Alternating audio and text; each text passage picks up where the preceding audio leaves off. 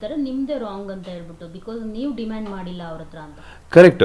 ಇಲ್ಲಿ ಡಿಮಾಂಡ್ ಮಾಡೋ ಒಂದು ಸ್ಟ್ರಾಟಜಿ ಯೂಸ್ ಮಾಡಿದ್ರು, ಅದು ಕರೆಕ್ಟ್ ಆಗಿತ್ತು. ಇಲ್ಲ ಆ್ಯಕ್ಚುಲಿ ಇಲ್ಲಿ ಏನಾಗತ್ತೆ ಅಂದರೆ ಅದು ಅವರು ಬರಬೇಕು ಲಾಸ್ಟ್ಗೆ ಅವರು ಆನ್ಸರಲ್ಲಿ ಇತ್ತು. ಆ್ಯಕ್ಚುಲಿ ನಾನು ಇಲ್ಲಿ ಏನಾಯಿತು ಅಂದರೆ ಇಲ್ಲಿ ಒಂದು ಟೈಮ್ ಲಿಮಿಟ್ ಅಂತ ಕೊಟ್ಟಿರ್ತಾರೆ, ಇಷ್ಟರವರೆಗೆ ಈ ಪ್ರಕ್ರಿಯೆ ಮುಗಿಬೇಕು, ಈ ಪ್ಲೇಯರ್ಸನ್ನು ತೊಗೋಬೇಕು ಅಂತ. ಸೊ ನಾನು ತನೀಶಾನು ಕೇಳ್ತೀನಿ, ಇವ್ರ ಹತ್ರನೂ ಕೇಳ್ತೀನಿ. ಸೊ ಇವ್ರ ಹತ್ರ ಫಸ್ಟ್ ಹೇಳಿದಾಗ ಇವರು ಒಂದು ಚಿಕ್ಕ ಅಮೌಂಟ್ ಹೇಳಿರ್ತಾರೆ, ಅದು ನನಗೆ ಒಪ್ಪಿಗೆ ಆಗಲ್ಲ, ಯಾಕಂದ್ರೆ ನಾನು ಕ್ಯಾಪ್ಟನ್ಸಿ ಟಾಸ್ಕ್ ಆಡಬೇಕು. ತಿರ್ಗಿ ಹೋಗ್ಬಿಟ್ಟು ತನೀಶಾ ಕೇಳ್ತೀನಿ, ತನೀಶಾನು ಒಂದು ಸ್ಮಾಲ್ ಅಮೌಂಟ್ ಹೇಳ್ತಾರೆ, ಮತ್ತು ಫೈನಲ್ ಮಾಡಲ್ಲ. ಹಿಂದೆ ಯಾವಾಗ ಕಾರ್ತಿಕ್ ಅಲ್ಲಿಂದ ಔಟ್ ಆಗ್ತಾರೆ ಸಂಗೀತ ಟೀಮಿಂದ, ಕಾರ್ತಿಕ್ಗೆ ಒಂದು ದೊಡ್ಡ ಅಮೌಂಟೇ ಹೇಳಿದ್ರು ಅವರು, ತನಿಷಾನಷ್ಟಲ್ಲ ಬಟ್ ಆಲ್ಮೋಸ್ಟ್ ಒಂದು ದೊಡ್ಡ ಅಮೌಂಟ್ ಹೇಳಿದ್ರು. ಎಷ್ಟೋ ಹೇಳಿದ್ರು, 3500 ಏನೋ ಹೇಳಿದ್ರು. 4300 ತನಿಷಾ ಕೊಟ್ಟಿದ್ದು, 3500 ಏನೋ ಹೇಳಿದ್ರು ಸಂಗೀತ. ಓಕೆ ಅಷ್ಟೇ, ಒಂದು ಸ್ವಲ್ಪ ಜಾಸ್ತಿನೇ ಹೇಳ್ತಾರೆ. ಸೊ ಯಾವಾಗ ಅವರು ಔಟ್ ಆಗ್ತಾರಾಗ ನಂಗೆ ಇಮಿಡಿಯೇಟ್ ನನ್ನ ಕರೀತಾರೆ ಇವರು.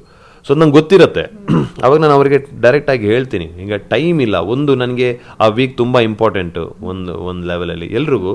ಪ್ಲಸ್ ನನ್ನ ಕ್ಯಾಪ್ಟನ್ಸಿ ಟಾಸ್ಕ್ ಆಡಬೇಕು, ಜನರಿಗೆ ನಾನು ಕ್ಯಾಪ್ಟನ್ ಆದರೆ ಇನ್ನೊಂದು ವಾರ ಉಳಿತೀನಿ, ಅದೊಂದು ಇದೆ.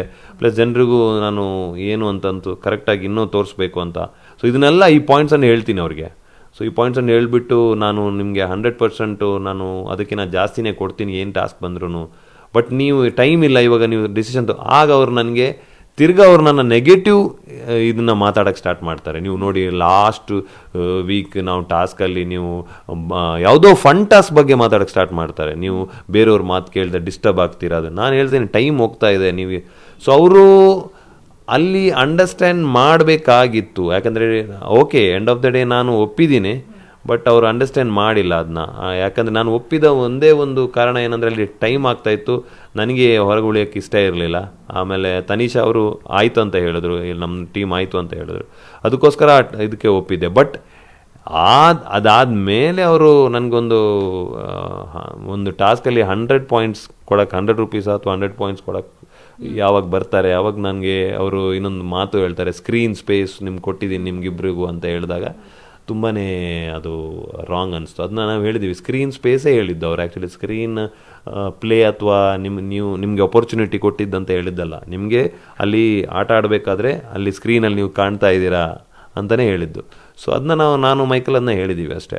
ಸಂಗೀತ ಅವ್ರಿಗೆ ಕಳಪೆ ಕೊಟ್ಟಿದ್ದು ಸರಿನಾ ಈ ವೀಕು? ಬಿಕಾಸ್ ಅವರು ಚೆನ್ನಾಗಿ ಆಡ್ತಾರೆ, ಆದರೆ ಪರ್ಸ್ನಲ್ ಒಪಿನಿಯನ್ನಿಂದ ಅವ್ರಿಗೆ ಕಳಪೆ ಕೊಡಲಾಗುತ್ತೆ ಅಂತ ನನ್ನ ಒಪಿನಿಯನ್ನು. ಯಾಕಂದರೆ ಅವ್ರ ಪರ್ಫಾರ್ಮೆನ್ಸ್ ಎಲ್ಲವೂ ಚೆನ್ನಾಗಿರುತ್ತೆ, ತನಿಷಾಗಿಂತ ಅವರು ಒಳ್ಳೆ ಪರ್ಫಾರ್ಮೆನ್ಸ್ ಕೊಡ್ತಾರೆ. ಕಳಪೆ ಅವ್ರಿಗೆ ಈ ವೀಕ್ ಯಾಕೆ ಕೊಟ್ಟಿದ್ದಂದರೆ, ಒಂದು ವಿಚಾರ ಏನು ಬರುತ್ತೆ ಅಂದರೆ ಅಲ್ಲಿ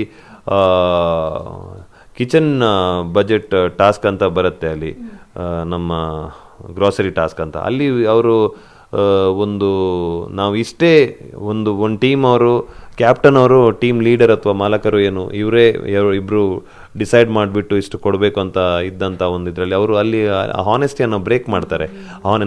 ನಾವು ಮಾಲಕರೇ ಕೊಡೋದು, ಇವರು ಈ ಕಡೆ ಅಂತ. ಬಟ್ ಅಲ್ಲಿ ಅವರ ಟೀಮ್ ಮೆಂಬರ್ಸ್ ಕೊಟ್ಟಿರ್ತಾರೆ, ಅವರ ಪಾಯಿಂಟ್ಸ್ ಏನನ್ನು ಒಳಗಡೆ ಅವರು ಇಟ್ಟಿರ್ತಾರೆ, ಮತ್ತು ಅವರ ಟೀಮ್ ಮೆಂಬರ್ಸ್ ಕೊಟ್ಟಿದ್ದನ್ನು ಅವನು ಅಷ್ಟೇ ಅಮೌಂಟನ್ನು ಇದು ಮಾಡಿಕೊಡ್ತಾರೆ. ಸೊ ಅದೊಂದು ತುಂಬ ಬ್ರೀಚ್ ಆಫ್ ಹಾನೆಸ್ಟಿ ಅಂತ ಅನಿಸ್ತು ನನಗೆ ಪರ್ಸ್ನಲ್ ಆಗಿ. ಅವರು ಅಲ್ಲಿ ಹಾನೆಸ್ಟ್ ಆಗಿ ಇದ್ದಿದ್ರೆ, ಯಾಕಂದರೆ ಗೇಮ್ ಆಡಿದ್ದಾರೆ, ಬಟ್ ಅಲ್ಲಿ ಹಾನೆಸ್ಟ್ ಆಗಿ ಯಾಕೆ ಆಡಿಲ್ಲ ಅವರು, ಅಲ್ಲಿಂದ ಇದನ್ನ ಓಕೆ ಅವರಿಗೆ ಆ ಟೀಮ್ ಮೆಂಬರ್ನ ಮೇಲೆ, ಬಟ್ ಅವ್ರು ಅಲ್ಲಿ ಹೇಳಬೇಕಾಗಿತ್ತು ಅಂತ.